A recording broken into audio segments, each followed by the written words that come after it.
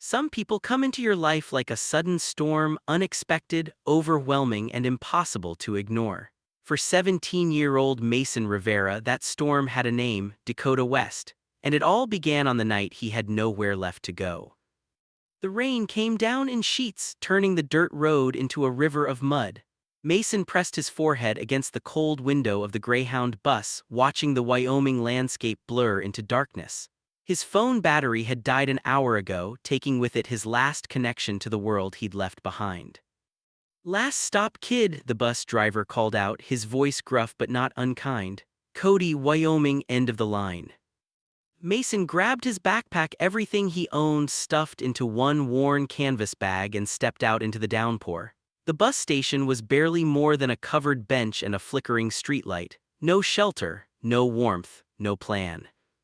He'd spent the last of his money on the bus ticket. His mother's voice still echoed in his head from 3 days ago. "I won't have someone like you under my roof. You made your choice." The words still stung like open wounds. Thunder cracked overhead and Mason flinched. He pulled his thin jacket tighter, though it did nothing against the cold September rain. His dark hair was already plastered to his forehead, water streaming down his face like tears he refused to shed. "You need a ride somewhere," a woman's voice cut through the storm. Mason turned to see an older woman in a pickup truck, her weathered face kind but concerned. "I'm fine," he lied automatically. She didn't look convinced. "Station closes in 5 minutes. There's a motel about 3 miles down." "I said I'm fine." Mason's voice came out sharper than he intended. The woman nodded slowly and drove off, leaving him alone with his pride and his fear. By the time he admitted defeat and started walking, the station had gone dark. His sneakers squelched through puddles, each step heavier than the last. The road stretched endlessly ahead, lined with barbed wire fences and dark fields. No cars passed, no lights appeared. Mason's legs trembled with exhaustion and cold. His vision blurred, whether from rain or unshed tears, he couldn't tell anymore. When he saw the barn, barely visible through the downpour, it felt like a mirage. It sat back from the road, connected to a distant farmhouse by a winding path. The barn's doors hung slightly open, revealing darkness within. Shelter, that was all Mason could think about. He stumbled through the mud, his conscience warring with his desperation. Trespassing, breaking, and entering, his mother would say he'd finally become the disappointment she always knew he'd be. But his mother wasn't here, nobody was. The barn smelled of hay and wood and something else, leather maybe, and the faint musk of horses. Mason collapsed onto a pile of hay, his body shaking violently. He'd warm up, get a few hours of sleep, leave before dawn, nobody would ever know. He pulled his backpack close, curling around it like it was the only thing tethering him to existence. Maybe it was. Mason didn't remember falling asleep, but he woke to golden light streaming through the barn slats and the sound of footsteps. Well, a deep voice drawled, "Didn't know I'd left food out for strays." Mason jerked upright, his heart hammering. Standing in the barn's entrance, backlit by morning sun, was a man who looked like he'd walked straight out of a Western film. He was tall, easily 6'3", with broad shoulders that filled out a faded denim shirt. A black cowboy hat shadowed his face, but Mason could see strong features, sun-bronzed skin, and eyes that seemed to catch the light like amber. He looked to be in his mid-20s, and he was staring at Mason with an expression somewhere between amusement and concern. "I'm sorry," Mason scrambled to his feet, wincing as his stiff muscles protested. "I didn't mean, I'll go."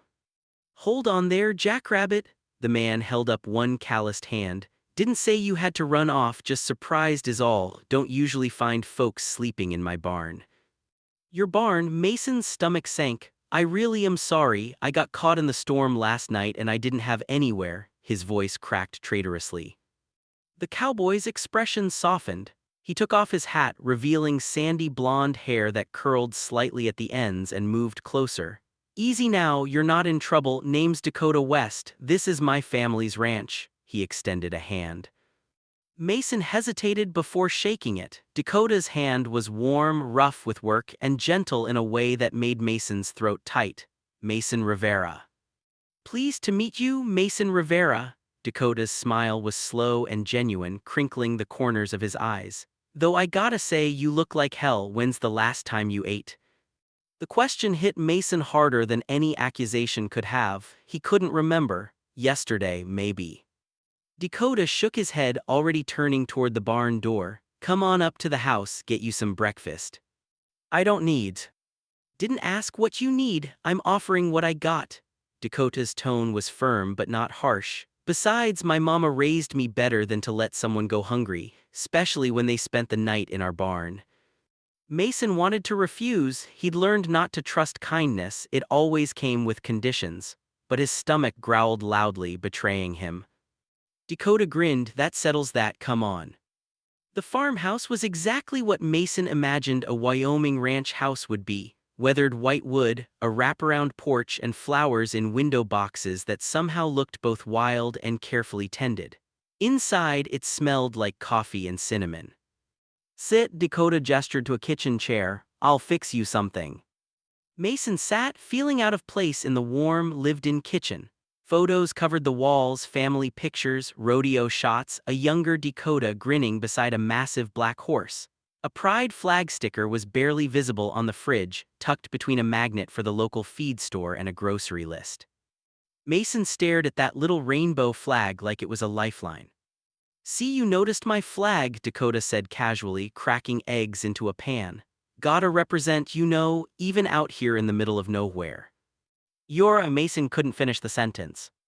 Gay, yeah, Dakota glanced over his shoulder, his smile knowing. Figured that out about the same time I figured out I looked damn good in these boots. He winked and Mason felt his face flush. I didn't mean. Relax, Mason, you're safe here. Dakota's voice dropped, becoming serious. Whatever you're running from or toward, you're safe in this house, that's a promise. Something in Mason's chest cracked open. He'd been holding himself together for days, refusing to break, but those simple words, you're safe, shattered his defenses. His eyes burned, his throat closed up, and before he could stop it, he was crying, really crying, shoulders shaking, breath hitching, the kind of crying that hurt. Dakota didn't say anything. He just finished cooking, plated up scrambled eggs and toast, and set it in front of Mason along with a glass of orange juice. Then he sat down across from him and waited. Mason tried to eat through his tears, and somehow that made it better. The food was real, solid, it grounded him. Thank you, he finally managed to say. You're welcome. Dakota leaned back in his chair, his expression thoughtful. Now you want to tell me what brings a kid like you to Cody, Wyoming, with nothing but a backpack and desperation. Mason took a shaky breath, and then, for the first time since leaving home, he told his story. The words poured out of Mason like water from a broken dam. He told Dakota about coming out to his parents 3 months ago, about his father's silence and his mother's disgust, about the conversion therapy pamphlets left on his bed, about his younger sister's tears when he told her he had to leave. They gave me a choice, Mason said, his voice hollow. Pretend to be someone I'm not or leave, so I left. He looked down at his half-eaten eggs. Thought maybe I'd find work somewhere, start over, but turns out 17-year-olds with no skills and no money don't have a lot of options. Dakota listened without interrupting, his jaw tight. When Mason finished, he was quiet for a long moment. How old are you exactly? Dakota finally asked. 17, 18 and 4 months. Dakota rubbed his face. Christ, you're just a kid. I'm not. You are. Dakota's tone left no room for argument. And what happened to you was wrong, dead wrong. He stood up, packing the kitchen. Nobody should have to choose between being themselves and having a home. Mason watched him, surprised by the anger in Dakota's voice, not directed at him but for him. I know this is a lot to ask, Dakota said, stopping to face Mason, and you don't know me from Adam, but what if you stayed? Mason's heart skipped. What? Just hear me out. Dakota pulled his chair closer, sitting down so they were at eye level. Ranch always needs help. I've been meaning to hire someone for the season anyway with my dad gone. He paused, something painful flickering across his face. Well, it's just me now, I could use the help and you need a place. I can't pay you. I'd be paying you, Dakota interrupted. Room and board plus wages for ranch work, nothing fancy but honest work, and it's legal. I can file you as seasonal help until you turn 18. Mason's mind spun. Why would you do this? You don't even know me. Dakota's amber eyes were steady and earnest. Because about 7 years ago I was sitting where you are, not exactly the same but close enough, and a kind stranger gave me a chance when I needed it most. He smiled softly. Figured it's time I paid that forward. I don't know anything about ranch work. I'll teach you. I could be a terrible employee. Then I'll fire you. Dakota's grin was teasing now, but somehow I don't think that'll be a problem. Mason wanted to say yes. God, he wanted to say yes so badly, but fear held him back, fear of being a burden, fear of getting comfortable only to be rejected again, fear of the way his heart had jumped when Dakota smiled. What if it doesn't work out? Mason asked quietly. Dakota's expression turned serious. Then we figure something else out together. I'm not going to throw you out on the street, Mason. That's not who I am. He extended his hand again. What do you say? Give it a month. If it's not working, we'll come up with a plan B deal. Mason looked at that outstretched hand, calloused, strong, offering something he'd stopped believing existed, a second chance. He shook it. Deal. Dakota's face broke into a brilliant smile. Well, all right then, welcome to the West Ranch, Mason Rivera. Hope you like early mornings and hard work. For the first time in weeks, Mason smiled back. How early are we talking? Dawn. I already regret this. Dakota laughed, rich and warm. Come on, let me show you around. The West Ranch was 200 acres of rolling grassland with a main house, the barn Mason had slept in, a stable with 4 horses and a couple of smaller outbuildings. Dakota walked him through it all, his obvious love for the land evident in every gesture. My great-grandfather built this place, Dakota explained as they walked the fence line. Passed it down through the family. It's not much compared to the big corporate spreads, but it's ours, mine now. Your dad? Mason asked carefully, remembering Dakota's earlier pause. Dakota's expression clouded. Past 2 years ago, heart attack. Mama couldn't take staying here without him, moved to Arizona to be near my aunt. I stayed. He gazed out over the fields. Someone had to. I'm sorry. Me too. Dakota's smile was sad. He would have liked you though. Dad always appreciated folks who had grit, and you got grit, Mason. Takes strength to leave everything behind and start over. Mason didn't feel strong, but something in Dakota's words made him stand a little taller. They spent the rest of the morning with Dakota showing Mason the basics, how to feed the horses, how to check the fence lines, how to muck out stalls, which was as unglamorous as it sounded. Mason's city soft hands were already blistering by lunch, but he didn't complain. You're doing good, Dakota said, watching Mason struggle with a particularly stubborn gate latch. Most folks would have given up by now. I don't give up easy, Mason said, finally getting the latch open. I can see that. Dakota's gaze lingered on him, something unreadable in his eyes. Come on, let's break for lunch. Over the next week, Mason fell into a rhythm. He woke at dawn to Dakota's gentle knock on his door. They'd work through the morning feeding animals, mending fences, cleaning equipment. Dakota proved to be a patient teacher, never making Mason feel stupid for not knowing things. In the afternoons, they'd break for lunch, sitting on the porch and sharing easy conversation. Mason learned that Dakota had studied agriculture at the university in Laramie, that he loved old country music and terrible action movies, that he could cook exactly 3 meals well and everything else was a gamble. Dakota learned that Mason had dreamed of being a writer, that he could sketch anything he saw, that he'd never ridden a horse but had always wanted to. We'll fix that, Dakota said with a grin. Tomorrow I'll teach you to ride. The evenings were Mason's favorite. After dinner, which they took turns cooking, they'd sit on the porch as the sun set, painting the sky in shades of orange and pink. Dakota would tell stories about growing up on the ranch, about the time he tried to impress a boy at a rodeo and got thrown from his horse in the most spectacular way possible. He still date you after that? Mason asked, laughing. Hell no, he dated the guy who helped me up. Dakota's eyes crinkled with amusement, but I got a good story out of it. It was during these quiet moments that Mason felt the shift happening inside him. Dakota wasn't just his employer or his landlord, he was becoming a friend, maybe more. Mason tried not to think about the more part. Dakota was 25, confident, kind, and devastatingly attractive. Mason was 17, broken and still figuring out who he was. The gap between them felt impossibly wide. But sometimes, Dakota would look at him in a way that made Mason's breath catch. Sometimes, their hands would brush while working and the contact felt electric. Sometimes, Mason would catch Dakota watching him with an expression that looked almost like longing. Or maybe Mason was just seeing what he wanted to see. On the 8th day, Dakota made good on his promise to teach Mason to ride. "This is Juniper," Dakota said, introducing Mason to a gentle gray mare. "She's the sweetest horse we've got, perfect for beginners."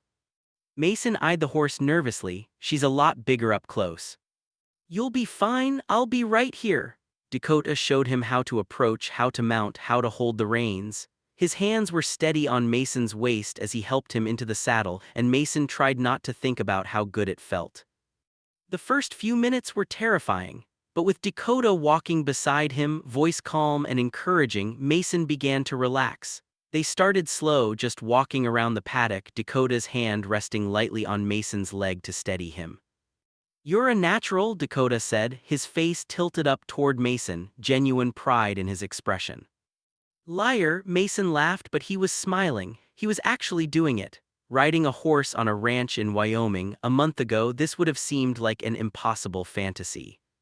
"Trust me," Dakota said, his eyes locked on Mason's. "I don't lie, not about things that matter." Something in his tone made Mason's heart race. The moment stretched between them, charged with an energy Mason didn't quite understand but desperately wanted to explore. "Dakota," he started.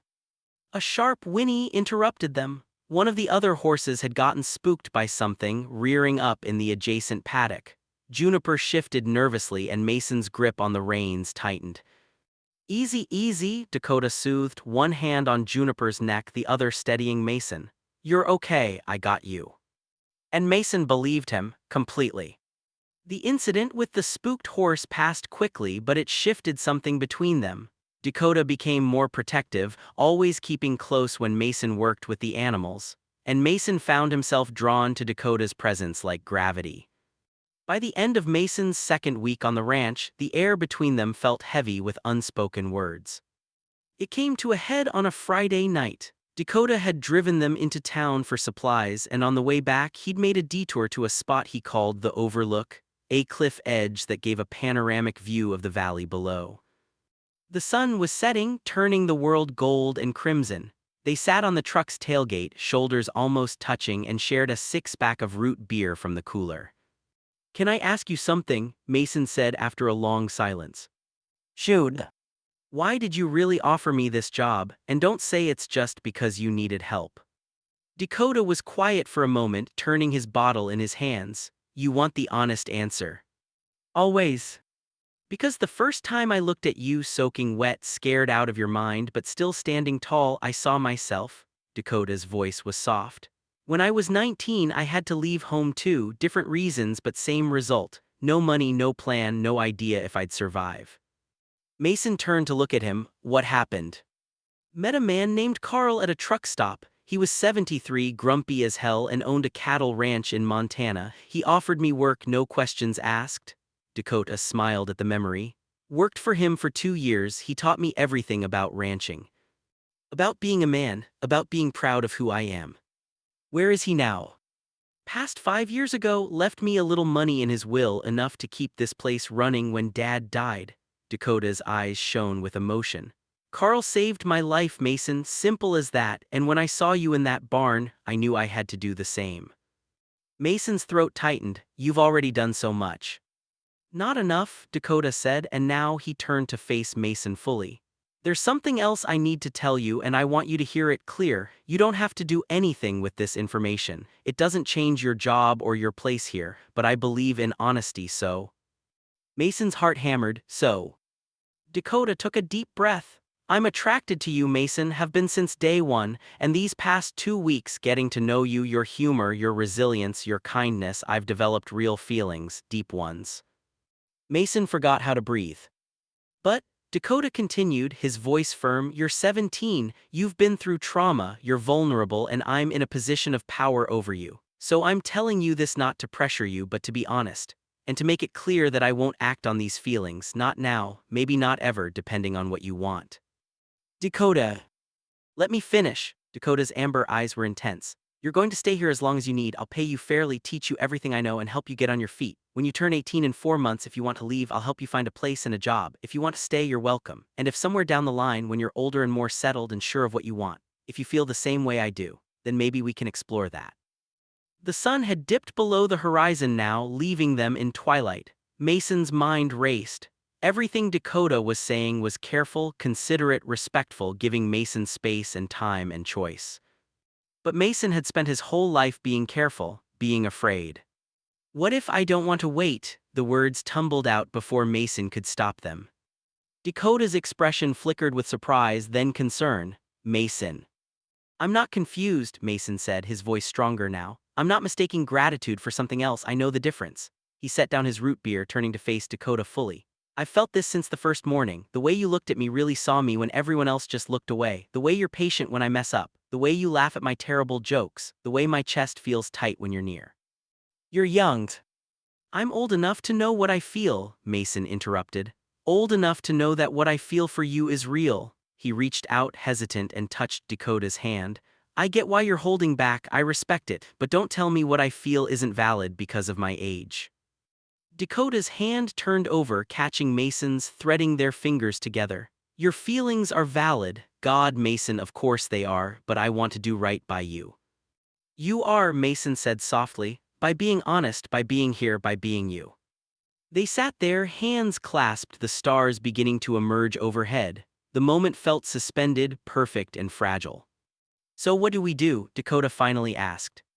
Mason squeezed his hand. We take it slow, we're honest with each other, and we see where it goes. Dakota's smile was slow and beautiful. I can do slow. Good, Mason smiled back, because I'm not going anywhere. They did take it slow, painfully, wonderfully slow. Over the next month, their relationship shifted from employer-employee to something deeper. They worked side by side during the day, their conversations flowing easily. Dakota taught Mason about the land, about the animals, about the stars that filled the Wyoming sky. Mason sketched Dakota when he thought he wasn't looking, capturing him mending fences, feeding horses, sitting on the porch at sunset. He started a journal, filling pages with observations and hopes and the terrifying, exhilarating realization that he was falling in love. They held hands while watching movies, sat closer on the porch, shared longer looks and softer smiles. But they didn't kiss. Dakota was firm about that boundary. When you're 18, he'd say, when there's no question, no doubt, I want our first kiss to be something we both remember without any shadows. Mason understood, even if waiting sometimes felt impossible. For his 18th birthday, Dakota threw him a small party. Just the two of them, a homemade cake slightly lopsided but delicious, and gifts that made Mason's heart ache with their thoughtfulness. New sketch pads, quality pencils, a leather-bound journal, and a framed photo of the two of them on the ranch. There's one more thing, Dakota said, looking nervous for the first time in weeks. He pulled out a small box. Inside was a key. It's to the house, Dakota explained. Your contract was for a month and that ended weeks ago, but I want you to stay, not as an employee, not as a guest. He took a shaky breath. As someone who belongs here with me, if that's what you want. Mason's vision blurred with tears. That's all I want. Yes. Yeah, Mason laughed through his tears. You're stuck with me, cowboy. Dakota's grin was radiant. Thank God, because I'm not sure what I'd do without you anymore. They were standing close now, closer than they'd let themselves get before. Mason could see the golden flecks in Dakota's eyes, could feel the warmth radiating from his body. Dakota, Mason whispered, I'm 18 now. You are, Dakota's voice was rough with emotion. So about that kiss. Dakota's hand came up to cup Mason's face, his thumb tracing Mason's cheekbone with infinite gentleness. You're sure, because once I start I'm not sure I'll want to stop. I'm sure, I've never been more sure of anything. Dakota leaned in slowly, giving Mason every chance to change his mind. But Mason didn't move away. He tilted his face up, closing the distance between them. Their first kiss was soft, tentative, a question and an answer all at once. Then Dakota's other hand slid into Mason's hair and Mason's arms wrapped around Dakota's waist and the kiss deepened into something that felt like coming home. When they finally broke apart, both breathing hard, Dakota rested his forehead against Mason's. Worth the wait, Dakota asked with a smile. So worth it, Mason's voice was full of wonder. Can we do it again? Kid, we can do it as many times as you want. I'm not a kid anymore. No, Dakota agreed, his eyes soft with affection and desire. No, you're not. They kissed again, longer this time, learning each other, the barn and the stars and the ranch bearing witness to the beginning of their story. The next few months unfolded like a dream Mason had never dared to have. He and Dakota became partners in every sense. They worked the ranch together, making plans for the future, expanding the stable, maybe offering trail rides to tourists in the summer, building a life they could both be proud of. Mason enrolled in online classes to finish his high school degree. Dakota encouraged him to pursue his writing, reading every piece Mason was brave enough to share. You're talented, Dakota said one evening, reading through Mason's latest story. Really talented, you should submit this somewhere. It's just for fun. It's more than that, and you know it. Dakota's gaze was steady. Don't make yourself small, Mason, not here, not with me. So Mason started submitting his work. Rejections came first, then a small acceptance from an online magazine. The check was for $50, but Mason framed it like it was $1 million. On their 6-month anniversary, they drove back to the overlook where they'd first confessed their feelings. The valley stretched before them, vast and beautiful and full of possibility. I talked to my sister last week, Mason said quietly, first time since I left. Dakota took his hand. How'd it go? Hard but good, she wants to visit this summer. Mason's smile was tentative. She said she's proud of me, that I'm braver than anyone she knows. She's right. My parents still won't talk to me, might never talk to me. Their loss, Dakota said firmly.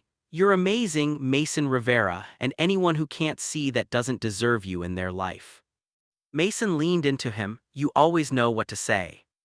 That's because I mean it. Dakota kissed the top of his head. I love you, you know, figured I should say it officially.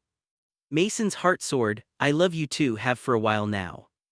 I know, Dakota's smile was smug. You're not subtle. Shut up, Mason laughed, shoving him playfully. Dakota caught him, pulling him close. Make me. So Mason kissed him there on the tailgate of Dakota's truck under a sky full of stars, and felt more at home than he ever had in the house where he grew up. A year and a half after Mason first stumbled into that barn, the ranch had transformed. They'd expanded the stable, added guest cabins, and started offering weekend trail ride experiences. Mason handled the marketing and guest communications, his writing skills proving invaluable. The business was thriving, but more than that, they were thriving. Mason had gotten his GED and started taking online college courses in creative writing. He'd sold 3 more stories and was working on his first novel. His sister had visited twice, and slowly, painfully, they were rebuilding their relationship. His parents never called, but Mason had made peace with that. He'd built a new family, Dakota's mother, who video called weekly and treated Mason like a son, a community of friends in town who accepted them without question. On a cool October evening, almost 2 years to the day since they'd met, Dakota took Mason back to the barn, the same barn where it had all begun. This feels symbolic, Mason said, looking around at the now familiar space. Are you going to tell me I have to leave now, full circle? Ass, Dakota laughed. No, I wanted to bring you here because... He took a deep breath, suddenly looking nervous. Because this is where our story started, and I want to start the next chapter here too. Mason's pulse quickened. Dakota. Dakota dropped to one knee. Mason stopped breathing. Mason Rivera, Dakota said, his voice shaking slightly. You came into my life like a storm, unexpected, powerful, and impossible to ignore. You've made me laugh every single day. You've challenged me, supported me, and loved me in ways I didn't know I needed. You've turned this ranch from a place I lived into a home I love. He pulled out a simple silver band. I know we're young, I know some people will have opinions, but I've never been more certain of anything in my life. I want to build a future with you. I want to wake up next to you for the rest of my life. I want to face every storm and celebrate every sunrise together. Tears streamed down Mason's face. Mason, will you marry me? Yes, the word burst out of Mason like it had been waiting his whole life to be said. Yes, yes, 1,000 times yes. Dakota stood, sliding the ring onto Mason's finger, and then Mason was in his arms, kissing him, laughing and crying at the same time. "I can't believe this is real," Mason said against Dakota's lips. "It's real, you're real, we're real." Dakota pulled back just enough to look into Mason's eyes. "And I'm going to spend the rest of my life making sure you never doubt that." "I love you," Mason said, the words inadequate for the enormity of what he felt. "I love you too," Dakota kissed him again, soft and sure. "Welcome home, Mason, forever this time." And standing in that barn where everything had begun, where a desperate teenager had sought shelter and found so much more, Mason finally understood what home really meant. It wasn't a place, it wasn't four walls and a roof. Home was wherever Dakota was. Home was the life they'd built together. Home was the future stretching before them, full of possibility and promise. Home was love, and love was enough. Mason sat on the porch, his laptop open, fingers flying across the keyboard. The morning sun painted the ranch in shades of gold, and the sound of horses whinnying drifted from the stable. "You done yet?" Dakota called from inside. "Breakfast is getting cold." "Almost," Mason shouted back, typing the final words of his manuscript. He sat back, staring at the screen. His first novel complete at last, the story of a boy who lost everything and found himself set on a ranch in Wyoming. It was fiction mostly, but the heart of it was true. "Hey!" Dakota appeared in the doorway, two mugs of coffee in hand. He'd filled out over the years, his shoulders broader, his face weathered by sun and wind in a way that made Mason's heart skip. The silver ring on his left hand caught the light. "You finished it." Just now, Mason looked up at his husband, even after 3 years of marriage. The words still gave him a thrill. "Want to read it?" "Thought you'd never ask." Dakota settled into the chair beside him, their shoulders touching in that familiar way. Mason's phone buzzed, a text from his sister, bringing the kids next month. They're so excited to see Uncle Mason and Uncle Dakota. He smiled. Life wasn't perfect. His parents still hadn't come around. Some people in town still looked at them sideways. The ranch had hard months where money was tight. But they had each other, they had their home, they had a community they'd built and a future they were creating together. Mason closed his laptop and leaned into Dakota's warmth. "You know what?" "What?" "I'm really glad I stumbled into your barn that night." Dakota's laugh was warm and full. "Best trespasser I ever caught." He kissed Mason's temple. "Now come eat before the eggs get cold, and then you can tell me all about this novel." Mason stood, taking Dakota's hand. "It's about a boy who thought his life was over, but it was really just beginning." "Sounds like a good story." "It is," Mason said, following his husband into their home. "It really is." Because it was their story, and it was still being written, one beautiful day at a time.